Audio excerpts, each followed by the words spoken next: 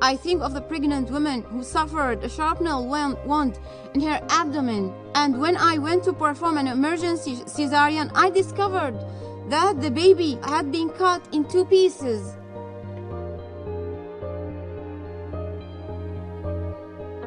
I spent nearly 10 years working in hospitals throughout Syria, supported by the Syrian American Medical Society and other humanitarian organizations. I dedicated my life to helping Syrian women through their pregnancies and delivered thousands of newborns. I witnessed hundreds of atrocities which are still stuck in my mind.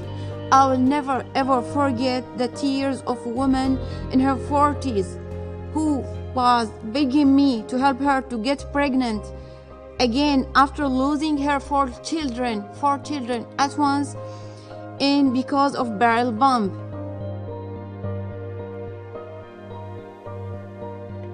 Because the gas is heavier than the air, it sank into the basement.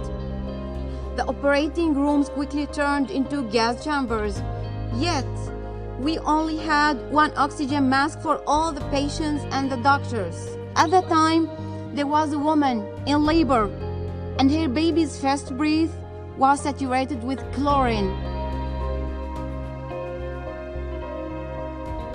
There must be additional fund provided in order to prevent further closure of hospitals and to provide critical nutrition assistance. For SAMS alone, 9 hospitals will close. They closed at the end of September unless new funding is secured.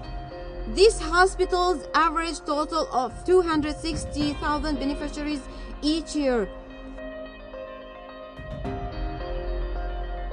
The impact of cross-line deliveries to northwest Syria has been minimal when compared to the needs, and these deliveries had been marked by poor coordination with NGOs partners and lack of proper needs assessments.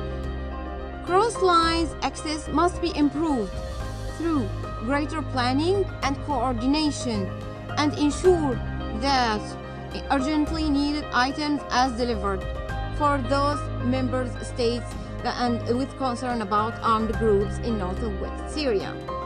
The cross-border mechanism is the single most effective tool to push back on their attempts to gain further control over the civilian population or to divert aid.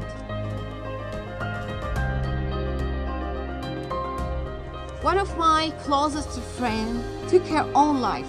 She was only 24 years old, a well-educated midwife who lost hope and couldn't find proper psychiatric support, foreseeing the negative consequences of this lack of services. An increase in suicide, growing cases of domestic and gender-based violence, and higher rates of substance abuse. Many people have asked me the question, why do you do this? Why? For me, the answer is simple. This is my duty.